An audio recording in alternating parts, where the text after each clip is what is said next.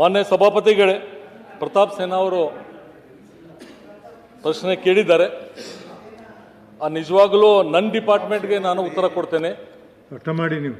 ನನ್ನ ಡಿಪಾರ್ಟ್ಮೆಂಟ್ದು CMC, TMC, TP ಬರೇ 1 ತಿಂಗಳಾಗಿದೆ term complete ಆಗಿ.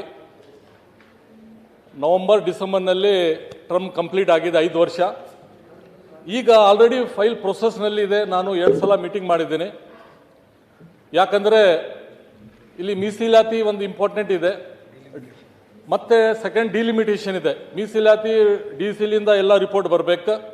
ಮತ್ತು ನಮ್ಮ ಸರ್ಕಾರನಲ್ಲಿ ಸುಮಾರು ULBಗೆ ಅಪ್ಗ್ರೇಡೇಷನ್ ಆಗಿದೆ. ಧಾರವಾಡ ಆಗಲಿ, ಬೀದರ್ ಆಗಲಿ, ರಾಯಚೂರು ಆಗಲಿ, ಇದು ಕಾರ್ಪೊರೇಷನ್ ಆಗಿದೆ. ಎಷ್ಟು ವರ್ಷದಿಂದ ಪೆಂಡಿಂಗ್ ಇತ್ತು. ಆ ಥರ ಸುಮಾರು CMC, TMC ಈ ಸರ್ಕಾರನಲ್ಲಿ ಸುಮಾರು ಅಪ್ಗ್ರೇಡ್ ಆಗಿದೆ. ಅದರಲ್ಲಿ ಡಿಲಿಮಿಟೇಷನ್ ಆಗಬೇಕು, ಬೌಂಡ್ರಿ ಫಿಕ್ಸ್ ಆಗಬೇಕು. ಅದ್ರ ಸಲಗೆ ಮಿನಿಮಮ್ 40 ಅಪ್ಗ್ರೇಡೇಷನ್ ಆಗಿದೆ. ಅದ್ರ ಸಲಗೆ ಸ್ವಲ್ಪ ಟೈಮ್ ಬೇಕಂತ ಆಲ್ರೆಡಿ ನಾನು 2-3 ಸಲ ಮೀಟಿಂಗ್ ಮಾಡಿದ್ದೇನೆ.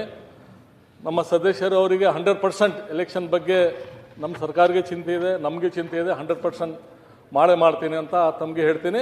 ತಮಗೆ ಇನ್ನೂ ಒಂದು ಗೊತ್ತಿರಬಹುದು, ಲಾಸ್ಟ್ ಟೈಮ್ ಒಂದು 1 ಇಯರ್ ಬ್ಯಾಕ್ ತಾವೊಂದು ಪ್ರಶ್ನೆ ಮಾಡಿದ್ದೀರಿ. ಅಧ್ಯಕ್ಷ ಉಪಾಧ್ಯಕ್ಷ ಚುನಾವಣೆ 3-4 ವರ್ಷ ಹಳೆ ಗೌರ್ಮೆಂಟ್ಲಿಂದ ಪೆಂಡಿಂಗ್ ಇತ್ತು ಇಡೀ ಸ್ಟೇಟ್ನಲ್ಲಿ. ಅದು ಈವನ್ ಸುಪ್ರೀಂ ಕೋರ್ಟ್ನಲ್ಲಿ ಕೇಸ್ ಇದ್ದರೂ ನಮ್ಮ ಸರ್ಕಾರನಲ್ಲಿ ಅದು ಸೊಲ್ಯೂಷನ್ ಮಾಡಿ ಮತ್ತು ಅಧ್ಯಕ್ಷ ಉಪಾಧ್ಯಕ್ಷ ಎಲ್ಲರದು ಎಲೆಕ್ಷನ್ ಮಾಡಿ ಕಂಪ್ಲೀಟ್ ಮಾಡಿಸಿದ್ದು. ತಮ್ಮದು ಸಜೆಷನ್ 100% ನಾನು ನಮ್ಮ ಕಾರ್ಯಕ್ರಮಗಳನ್ನು ನೀವು ನೋಡ್ತಾ ಇದ್ರೆ ನಮ್ಮ ಚಾನೆಲ್ ಅನ್ನ ಸಬ್ಸ್ಕ್ರೈಬ್ ಮಾಡಿ, ಪಕ್ಕದ ಬೆಲ್ ಐಕನ್ ಒತ್ತಿ ನಮ್ಮನ್ನ ಬೆಂಬಲಿಸಿ. ಹಾಗೆ ನಮ್ಮ ಕಾರ್ಯಕ್ರಮಗಳನ್ನ ಲೈಕ್ ಮಾಡಿ, ಕಮೆಂಟ್ ಮಾಡಿ, ಅದನ್ನ ಬೇರೆಯವರಿಗೂ ವಾಟ್ಸ್ಆಪ್ ಮೂಲಕ ಶೇರ್ ಮಾಡಿ. ನೀವು ಹೀಗೆ ಮಾಡಿದಾಗ ನಮ್ಮ ಚಾನೆಲ್ ಇನ್ನಷ್ಟು ಮತ್ತಷ್ಟು ಜನರಿಗೆ ತಲುಪಲು ನೀವು ನಮ್ಮೊಂದಿಗೆ ಸಹಕರಿಸಿದ ಹಾಗಾಗುತ್ತೆ.